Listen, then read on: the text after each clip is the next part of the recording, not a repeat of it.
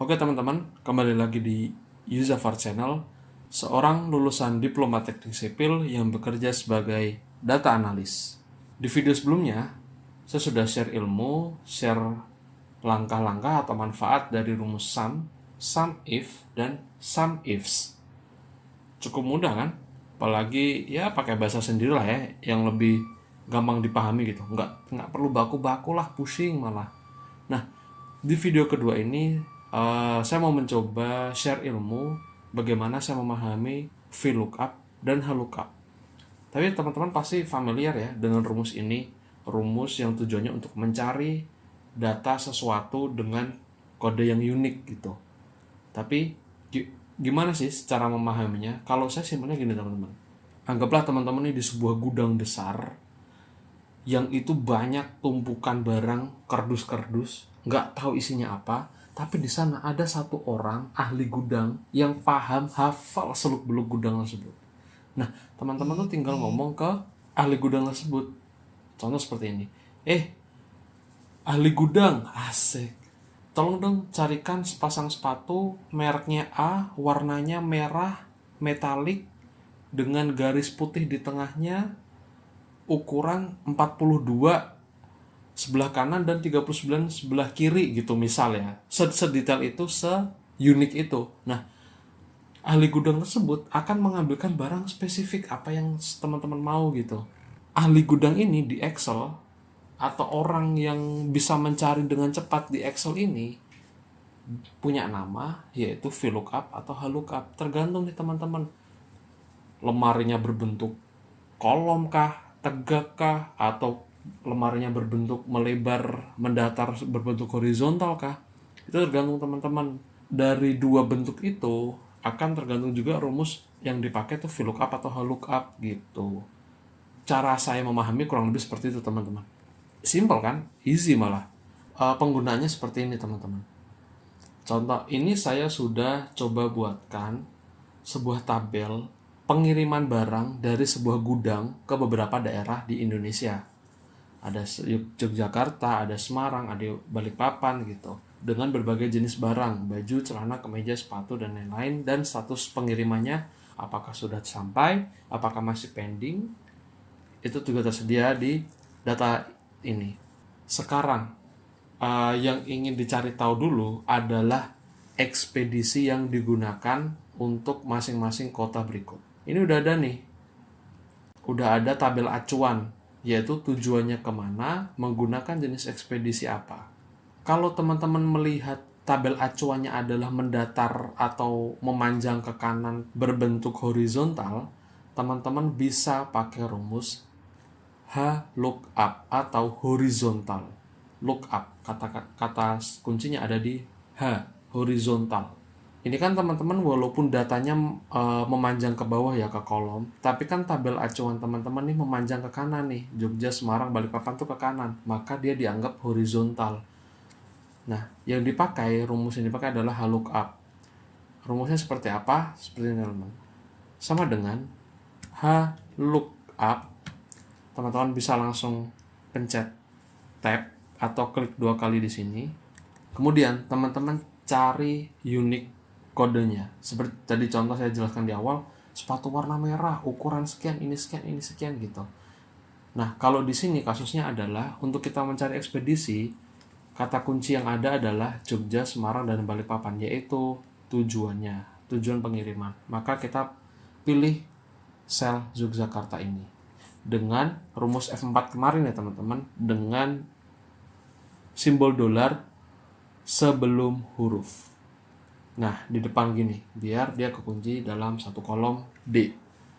Kemudian titik koma. Tabel array adalah tabel acuan di mana lokasi yang mau kita cari atau tabel acuannya itu di mana gitu. Nah, kita blok semua nih teman-teman. Semua pilih nih dari tujuan sampai ujung tabel nih. Kita blok, jangan lupa dikunci F4. Nah, biar nggak kemana-mana. Kemudian titik koma, kita pilih angka 2. Kenapa angka 2? Karena berbentuk horizontal, kita menghitungnya ke bawah teman-teman. Ini adalah baris nomor 1. Nih, baris nomor 1 adalah tujuan. Dan baris nomor 2 adalah jenis ekspedisi, yaitu ekspedisi yang akan kita pilih. Karena yang kita cari adalah jenis ekspedisi, maka kita pilih 2. Kalau kita pilih 1, jawabannya nanti akan kembali lagi Yogyakarta lagi, atau tujuannya lagi. Kalau kita pilih angka 2, maka yang kebaca adalah baris nomor 2 dari tabel acuan yang kita blok. Oke? Easy kan? Easy lah. Nah, titik koma lagi, kemudian false.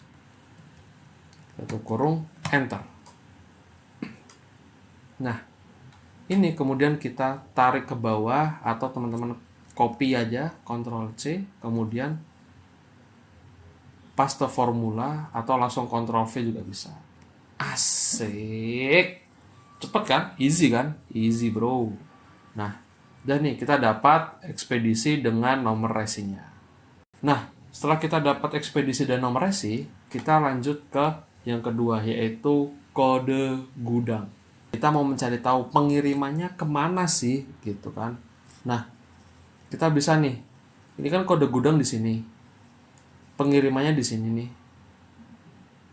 Kalau tadi kita lihat di sini adalah berbentuk horizontal, memanjang ke kanan, unik kodenya, ini kan kode uniknya ke bawah nih, atau berbentuk kolom, atau dalam satu kolom yang sama, atau berbentuk vertikal, itu dia. Maka kita menggunakan rumus lawannya lookup, yaitu VLOOKUP. Nah, lookup value-nya atau kode uniknya adalah ini nih, kan nggak ada yang sama nih, ini kan kode unik nih. Otomatis tiap kode gudang, tiap barang beda. F4 3 kali dengan dolar sebelum huruf biar kekunci di kolom B, kemudian titik koma, kita blok semua nih, bisa kita blok semua. Nah, kita kunci, jangan lupa F4 1 kali, titik koma, kolom nomor berapa? Kalau tadi ini di sini adalah kolom nomor 2, kita mau mencari jenis ekspedisi, maka begitu juga caranya di sini. Kolom keberapa dari tabel acuan atau kode uniknya. Ini tabel nomor 1, kolom nomor 1, ini kolom nomor 2, dan ini nomor kolom 3, kolom 4, kolom 5, dan kolom 6. Kalau kita mau mencari pengiriman, maka dia ada di kolom nomor 3. 3 false. Biar pasti atau kode uniknya sesuai gitu, tidak mendekati. Nah, kita copy, kita blok, kita Ctrl V atau paste. Otomatis rumus tidak akan bergerak, tidak akan rusak, dan akan sesuai dengan apa yang kita cari. Gitu teman-teman. Kalau VLOOKUP, kode uniknya adalah memanjang ke bawah dalam satu kolom berbentuk vertikal. Kalau HLOOKUP, kode uniknya memanjang secara baris atau horizontal. Gampang kan? Yang mendatar itu horizontal, yang berdiri tegak itu namanya vertikal. Easy bro. Nah, lanjut ke yang rumus ketiga. Teman-teman pasti umumnya tahu rumus VLOOKUP, HLOOKUP, tapi ada satu lagi rumus powerful, yaitu XLOOKUP. XLOOKUP ini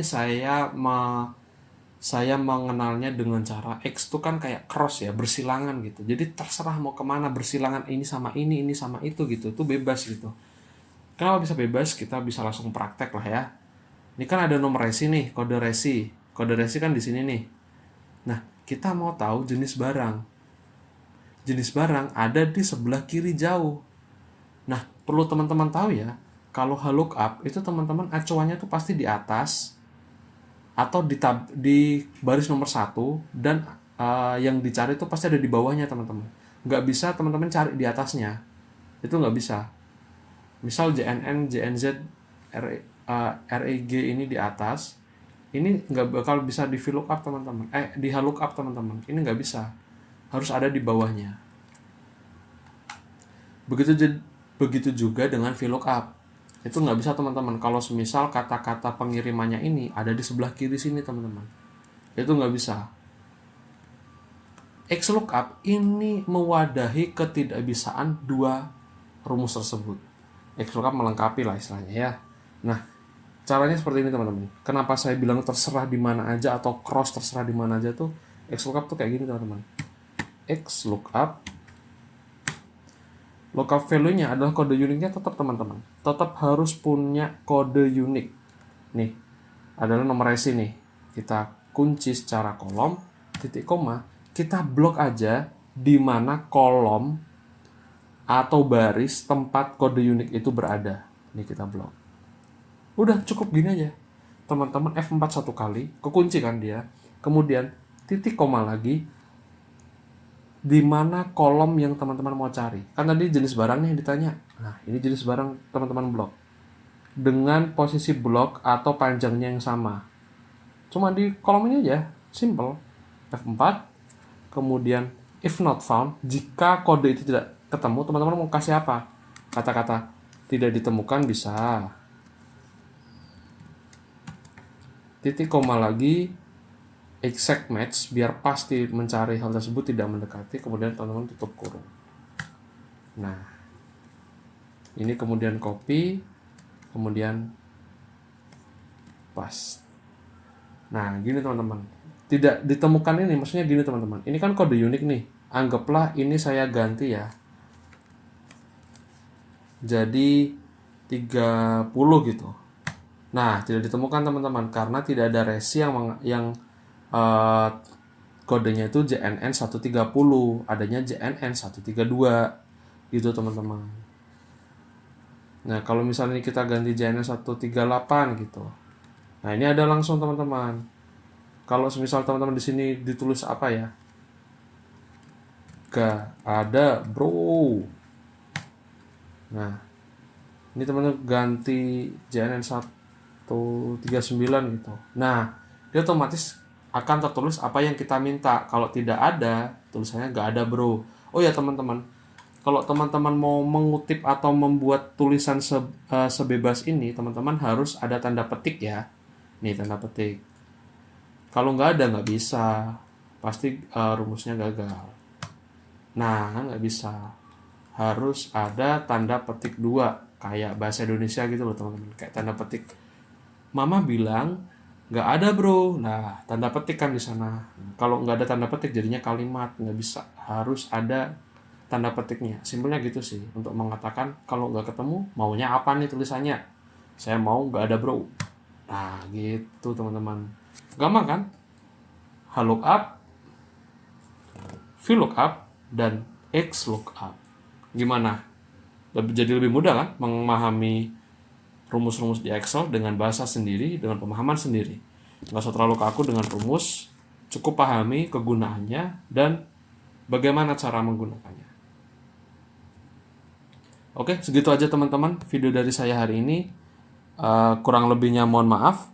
Jika teman-teman punya kritik, saran, atau masukan, teman-teman bisa tanyakan aja di kolom komentar di bawah, atau teman-teman ada kritik, silahkan kritik. Saya akan sesegera mungkin memperbaiki atau menanggapi pertanyaan teman-teman dengan bahasa yang semudah mungkin. Mungkin itu progres belajar saya di Excel, kurang lebihnya mohon maaf. Bye teman-teman, see you.